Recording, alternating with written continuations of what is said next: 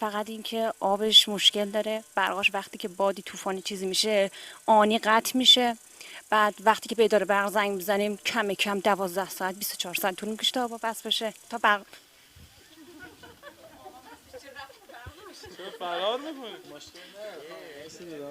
مشکل نداره. خب فرض من از خیلی شرایط دیگه هم باید بزنم، از خیلی وقت دیگه مثلا وای من قاطی کردم ببخشید.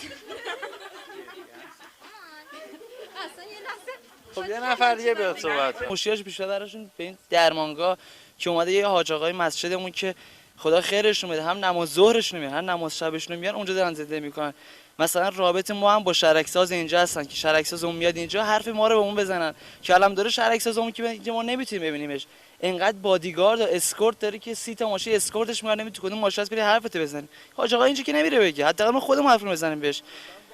هیچی نداریم دیگه. ان شاءالله بونگایی اینجا با حاج آقا ریختن رو هم دیگه و شهرکساز. مرسی.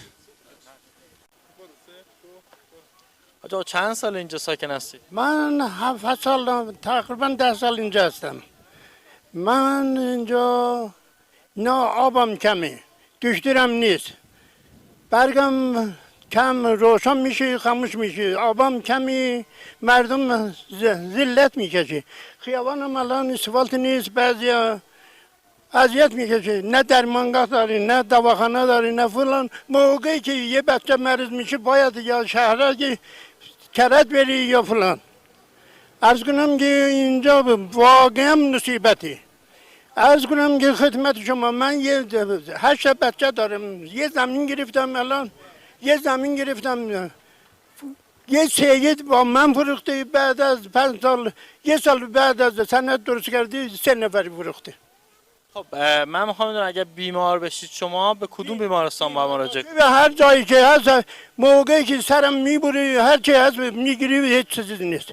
من تهرانم میرم، اینجا میرم، اونجا میرم، مجبور هستم که هر جای برم. متشکرم. مرسی. حاج آقا الان اگر بخواید شما وقتتون رو حالا توی پارکی فضای سبزی چیزی گذران بکنید، آیا این شهرک پارکی جایی داره یا نه؟ من پارک دارم، اونقدر منطقه نیست. پارک ببین، اول پیش میکنم یوز میکنم، یه دستشویی نداره. یه دونه بچه را خانما مجبور میشم میرم بغل از این چیزا گلا، اینا را کثافت کاری میکنن. اینا خیلی مهمه، اینو باید لطفش کنن، یه دونه دستشویی بذارن، یه دونه آب خوردن. مثلا فضای سبز داره این شهرک؟ ندارم، نه. یه دونه فضای سبز چه الان میبینی همین است. چه درخواستی از مسئولین دارید؟ مسئولین برای شما چیکار بکنن؟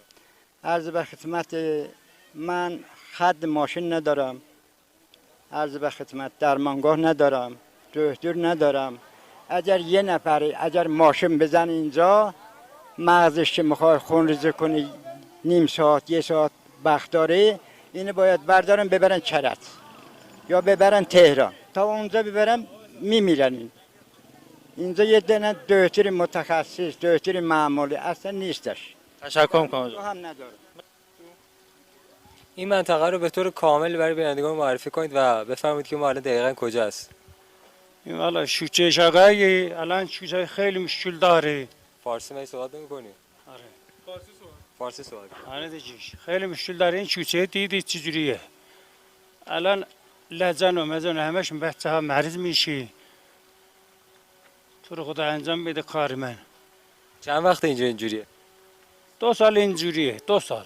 الان شهردار اسفال کرده، رفتی آبسازمان و اداره وقاز و آمد اینجا خراب کرده، همش اینجوری شوچه. اسم این منطقه چیه؟ شوچه شقا.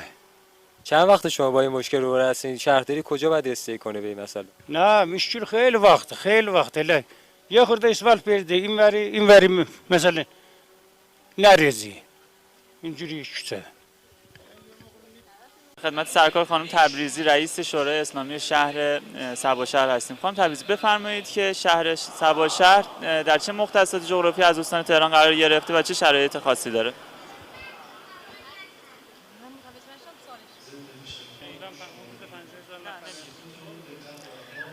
خانم تبریزی بفرمایید که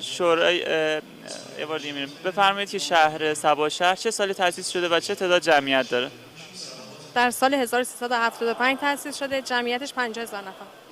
بفرمایید که این شهر چه مشکلاتی رو داره و شما از شهردار چه درخواستی رو دارین که به این شهر رسیدگی بکنه؟ کمبود فضای